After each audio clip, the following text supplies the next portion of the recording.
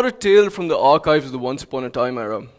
Rather, you'll only have to track back to the time of the Street Fighter or Mortal Kombat, or the time of our PC games, the GTAs and the Sims.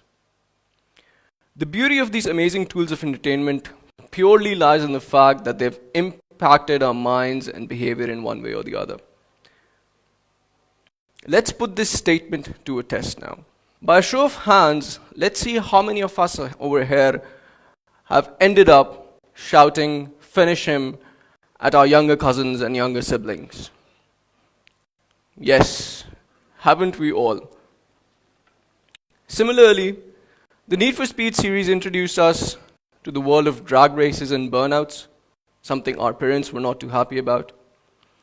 Whereas GTA invoked a completely different level of violence, a level that did not go ignored by the researchers and the press. Medical associations and psychological associations based in the US had started seeing a positive correlation between violent games, and increased aggressive behavior. This causal effect was further highlighted in a statement issued to the Congress in the year 2000. 16 years on, we now know that the nature and the type of game that we play has a similar impact on our minds and behavior. So here's the big question.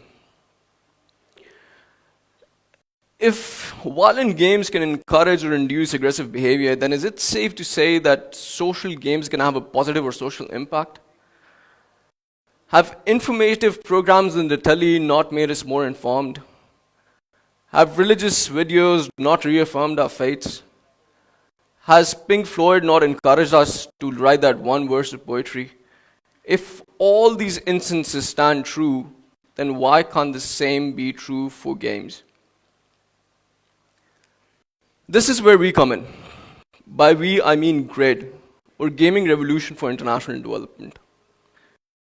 In definition, GRID inspires behavior change. It aims on social issues such as discrimination, oppression, poor health, and education. Let's take open defecation as an example. According to UNICEF, 40 million Pakistanis defecate in the open, a practice that has serious health implications, leading to millions being affected by waterborne diseases. Children are among the worst affected demographic group, with more under 5-year deaths around the world than with AIDS, measles, and malaria combined.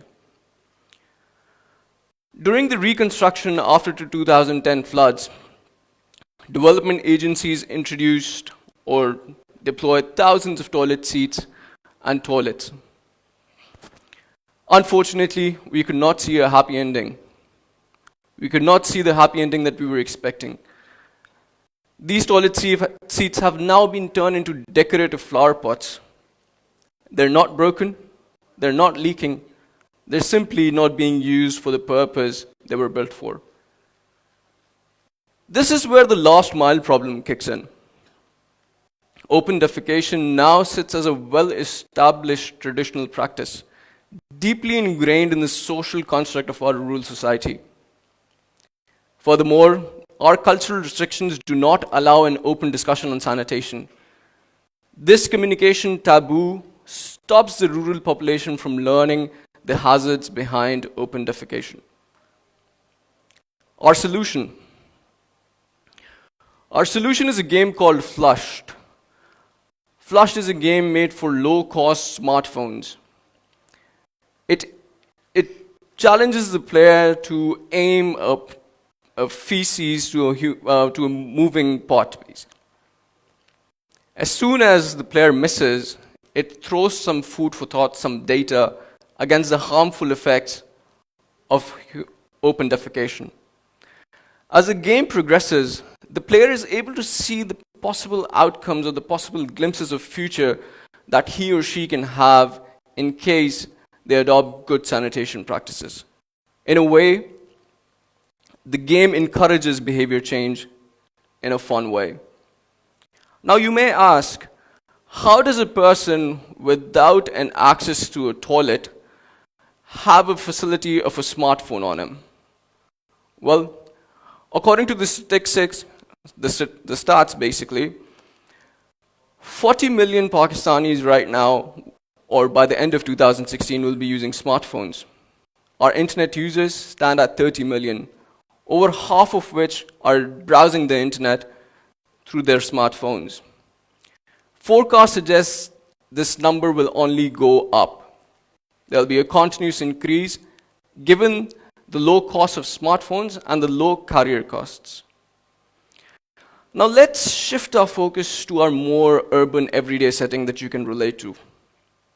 A setting that is dominated by stereotypes and labels. There's one thing we urbanites have learned to do very well. We tend to judge people within the very first minute. Within the very first minute of meeting them. Even before someone has said hello, we know exactly who they are. We judge on the basis of gender. We judge on the basis of skin color, clothes, riches, and the list goes on. We easily limit people to a box definition, to a perimeter, to an area. But what if we're not that box definition? What if we are more than just a stereotype? Not all girls like pink. Not all Muslims are terrorists. Not all Chinese are good at ping pong. Not all black people are prone to violence. Not all Lahoris are rash drivers.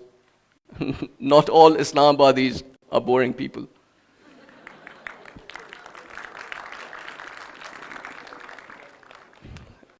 Besides the obvious stereotypes, there are times we don't even realize when and how we are limiting a group to a box definition, when and how we are stereotyping. Like the times when we tell jokes on the perceived intelligence of Pathans, or when Pindi boys are seen as misfits or uncool. These stereotypes not only alienate people, but they are a major reason behind hate crimes and social violence. Our solution? Stereo Wiped. Stereo Wiped aims at eliminating stereotypes in a fun way. It is a memory game that challenges the player to flip tiles and match stereotypes. As soon as a stereotype is matched, it eliminates it or wipes it. For example, if you end up matching a stereotype that says, I'm an African and I live in a jungle, it will eliminate the stereotype by showing that more than 40% of the African population live in urban centers, not jungles. If you move on and you match a stereotype where it says, I'm a Muslim and I'm a terrorist, it eliminates the stereotype by showing that of the past 12 Nobel Peace Prize winners, 4 of them were Muslim. Yes. Stereo Wipe therefore provides a platform for information. It provides a platform for discussion and debate on the behaviors of stereotyping. In short, we stand at the cusp of the next technology boom. According to the Ericsson Mobility Report, 70% of the world population will be using smartphones by the end of 2020. We're living in a world where smartphones as cheap as $20 are available in places where even toilets are a luxury. This technology boom provides an opportunity for us to reach out to the poor through their smartphones, an opportunity to change the world through digital gaming. I believe contextual realities cannot be ignored. Behavior change cannot be boring. Innovation cannot be left to tomorrow. The time is now for us to take it upon us to use simple games and help change the world and help make the world a better place. I'm committed to the cause. Are you game, Pakistan?